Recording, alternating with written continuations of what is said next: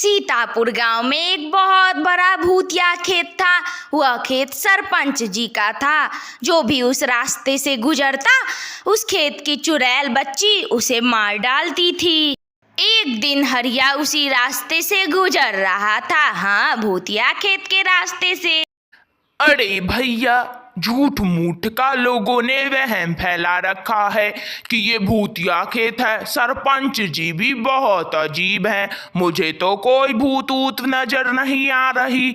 लोगों ने क्या वहम फैला कर रखा है। वह यह सब बोल ही रहा था, तभी खेत से उसके सामने एक छोटी सी भूतनी आ जाती है, जो कि एक स्कूल ड्रेस में होती है। छोटी भूतनी। अरे बाबा, इसका मतलब सच में भूत होते हैं। यह चुड़ैल मेरे सामने आ गई। मुझे छोड़ दो, मुझे मत मारना। मेरी बीवी बच्चे मेरा इंतजार कर रहे होंगे, मुझे जाने दो। तुझे तो मेरी बातों पर विश्वास ही नहीं था कि चुड़ैलें भी होती है। अब तो तू देख लिया ना, इस गांव के हर व्यक्ति को मैं मारूंगी, मैं बदला लूंगी। चुड़ैल, मुझे माफ कर दे, मुझे घर जाने दे। तू मुझे नहीं मार सकती चुड़ैल, मुझे घर जाने दे। मेरी क्या गलती? चुड़ैल, मुझे घर जाने दे। मैं भी तो बेगुनाह थी, मैं भी मारी गई, तू भी मारा जाएगा। फिर क्या था, वह उस पर आक्रमण कर देती है और वहीं पर उसकी मौत हो जाती है। एक बार फिर मेरी जीत हुई, मेरी जीत हुई। इन गांव वालों से मैं बदला लेकर ही रहूंगी।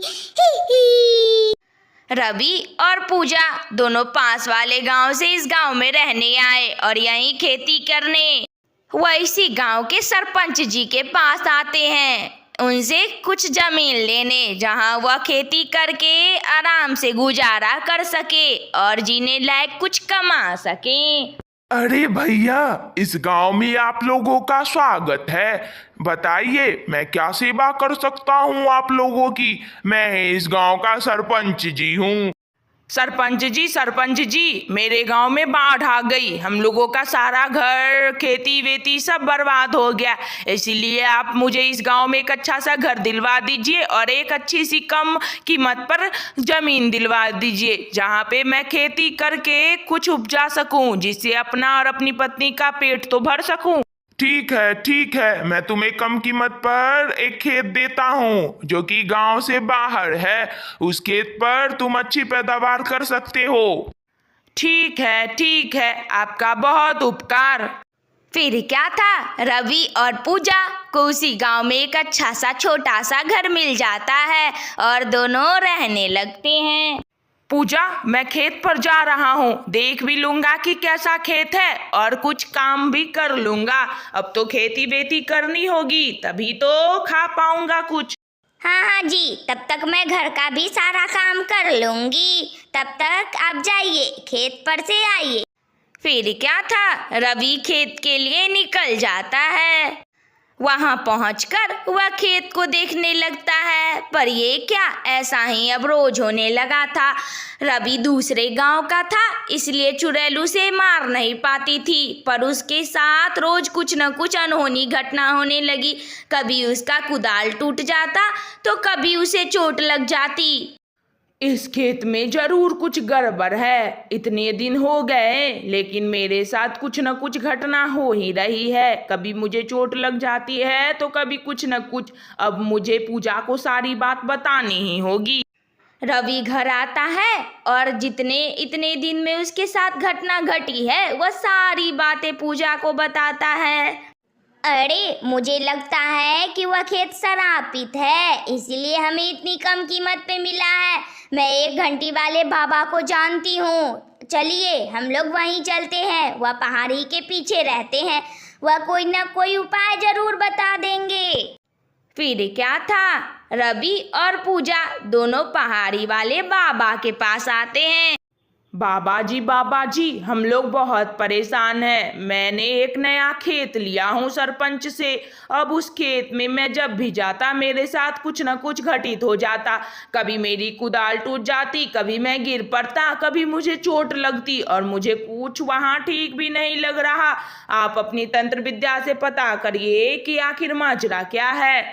बच्चे, मैं समझ गया। तू उस खेत के मालिक यानी सरपंच को बुलाकर यहाँ मेरे पास ला। वही बताएगा कि उस खेत का क्या राज है। फिर क्या था, रवि और पूजा दोनों सरपंच जी को बुलाकर ले आते हैं वही पहाड़ी वाले बाबा के पास। ए सरपंच, बता कि आखिर उस खेत का क्या राज है जो इसके साथ कुछ गलत घटना हो रही है। मुझे पता है तू सब जानता है, पर तू अपनी जुबान से बता। अरे बाबा जी, मैं क्या बताऊं, मैं तो खुद परेशान रहता हूं उस खेत को लेकर। मेरे पूर्वज इस गांव के जमींदार से जलते थे, उनकी कुछ दुश्मनी चलती थी। जमींदार की छोटी सी बेटी थी राधा, जो कि स्कूल से लौट रही थी। तभी मेरे पूर्वज ने उन्हें उसी खेत में जिंदा जला डाला। तभी से उसकी आत्मा वहीं रहती है और जो भी वहां जाता है इस गांव का उसे मार डालती है। यह दूसरे गांव का है, इसलिए वह चुड़ैल से नहीं मार पाती। क्या तो इतनी बड़ी बात थी, फिर भी तूने इसे खेत क्यों दे दिया? मुझे पता था यह गांव के बाहर का है, इसे चुड़ैल कुछ नहीं कर सकती, इसलिए मैंने इसे खेत दिया। इसलिए मैं आज तक किसी गांव वालों को ये खेत नहीं दिया। इसमें मेरी कोई गलती नहीं है। बाबा, आप ही कुछ उपाय बताइए जिससे हम लोगों को उस चुड़ैल से मुक्ति मिले। तुम लोगों को उस चुड़ैल का अंतिम संस्कार करना होगा, तभी उसकी आत्मा को शांति मिलेगी। और बस यह काम सरपंच ही कर सकता है, क्योंकि यह उसी का खेत है। तुम ही करो। फिर क्या था, खेत पर आकर पंडित जी ने जैसा बताया सरपंच जी ने वैसा ही किया। तभी उनके पास वही चुड़ैल चली आती है। हाँ, छोटी चुड़ैल। अरे, तुम लोग आ गए। इस गांव के हर व्यक्ति को मैं मारना चाहती हूँ, तुम लोगों को भी मार डालूंगी। सरपंच, तेरे पूर्वज ने ही मुझे मार डाला, अब मैं तुझे भी मार डालूंगी। नहीं नहीं बच्ची, मेरे पूर्वज की गलती की सजा मुझे मत दो। मैंने तुम्हारा अंतिम संस्कार कर दिया है, थोड़ी ही देर में अब तुम्हें मुक्ति मिल जाएगी। क्या मैं मुक्त हो जाऊंगी? वाह, मैं बहुत खुश हूँ। धन्यवाद तुम्हारा, तुमने मुझे आजाद कर दिया। अब मैं मुक्त हो जाऊंगी। फिर क्या था, कुछ ही देरों में चुड़ैल मुक्त हो जाती है और सब लोग बहुत खुश होते हैं। तो बच्चों, तुम्हें कैसी लगी यह वीडियो? अगर अच्छी लगी हो तो लाइक करो, शेयर करो, कमेंट करो और हाँ, सब्सक्राइब भी कर लेना। कार्टून वाली दीदी तुम्हें रोज नई नई कहानी सुनाया करेगी। Thank you.